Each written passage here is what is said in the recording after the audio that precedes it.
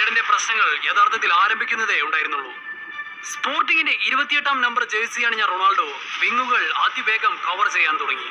അന്നത്തെ United ഡിഫൻഡറായ Sylvester അഭിപ്രായപ്പെട്ടത് ഇപ്രകാരമായിരുന്നു: റൊണാൾഡോയെ കുറിച്ച് ഞാൻ പറഞ്ഞു കേട്ടിട്ടില്ല, പക്ഷേ പന്ത് ലഭിച്ചപ്പോൾ അദ്ദേഹം തന്റെ ഇടതും വലതും കാലുകൊണ്ട് അനായാസം കളിക്കാരെ മറികടക്കുന്നു. ഭാഗ്യത്തിന് ഒരു ഫുൾ ബാക്ക് ആയിട്ടല്ല, മറിച്ച് ഒരു സെന്റർ ബാക്ക് ആയിട്ടായിരുന്നു ഞാൻ കളിച്ചിരുന്നത്. യുണൈറ്റഡിന്റെ സബ്സ്റ്റിറ്റ്യൂട്ട് ബെഞ്ചിൽ പ്രമുഖരായ ഫിൽ നെവിലും നെസിൽ റോയും റിയാൻ ഗിഗ്സും റോയ് കീനും ഇരിക്കുന്നുണ്ടായിരുന്നു. പെട്ടെന്ന് ആരോ പറഞ്ഞു, ഇതായിരിക്കും മാനേജർ പറഞ്ഞ ആ പയ്യൻ എന്ന്. മത്സരം തുടങ്ങി 15 മിനിറ്റ് ആവുമ്പോഴേക്കും യുണൈറ്റഡ് ബെഞ്ചിൽ ഇരുന്നവരെല്ലാം തന്നെ റൊണാൾഡോയുടെ മിന്നും പ്രകടനത്തിൽ ആകർഷിക്കപ്പെട്ടു.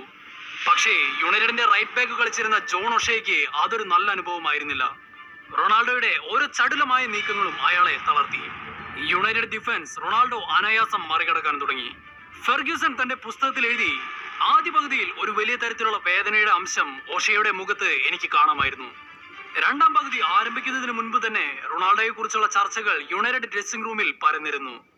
സെക്കൻഡ് ഹാഫ് തുടങ്ങി 8 മിനിറ്റ് ആവുമ്പോഴേക്കും ജോൺ ഒഷയെ സാർ അലക്സ് പിൻവലിച്ചു.